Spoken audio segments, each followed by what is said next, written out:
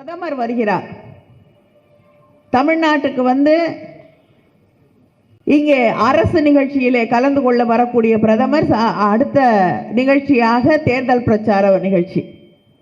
தினம் இங்கே தான் இருக்காரு பிரதமர். நேற்று இருந்தாரு, இன்னைக்கு இருந்தாரு, நாளான்னைக்கு வராரு, அடுத்த வாரம் வராரு, அதுக்கு முந்தின வாரம் வந்தாரு.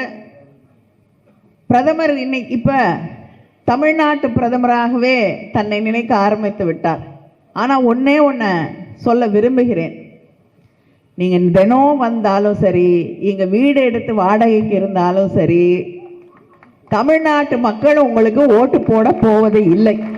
அவங்களுக்கு என்னென்னா அவங்க அப்பா கட்டி வச்ச வீட்டில் தங்கியிருக்காங்க. அந்த அம்மா உழைச்சி ஏதாச்சும் சம்பாதிச்சிருக்காங்களா? கனிமொழி அந்த அம்மா சொந்தமாக ஏதாச்சும் காடு மேட்டில் போய் வேலை செஞ்சு விவசாயம் பார்த்து சம்பாதிச்சாங்களா? கேட்டால் டாக்டர் ஆஃப் கலைஞர் கருணாநிதி, அவ்வளோதான். அதை வச்சு ஓசியில் வாழ்ந்துட்டுருக்காங்க.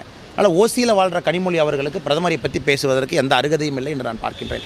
அவங்க சொந்தமாக என்ன டிஸ்டிங்டிவ் எபிலிட்டி? இப்போ நீங்களாம் பத்திரிகை நண்பர் இருக்கிறீங்க, ஒரு 12,000 ரூபா, 20,000 ரூபா, 50,000 ரூபா எவ்வளோ நீங்கள் சம்பளம் வாங்கினாலும் உழைச்சி சம்பளம் வாங்குறீங்க. நானும் உழைக்கிறேன்.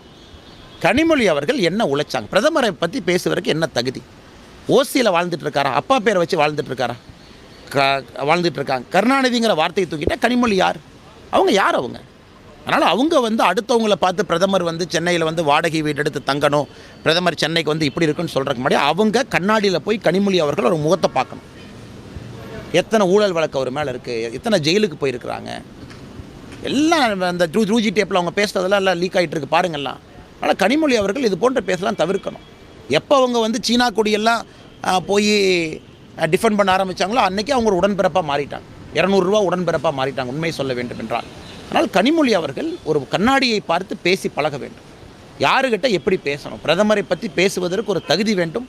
அந்த தகுதி 0.5% கூட கனிமொழி அவர்களுக்கு இல்லை என்பது என்னுடைய கருத்து.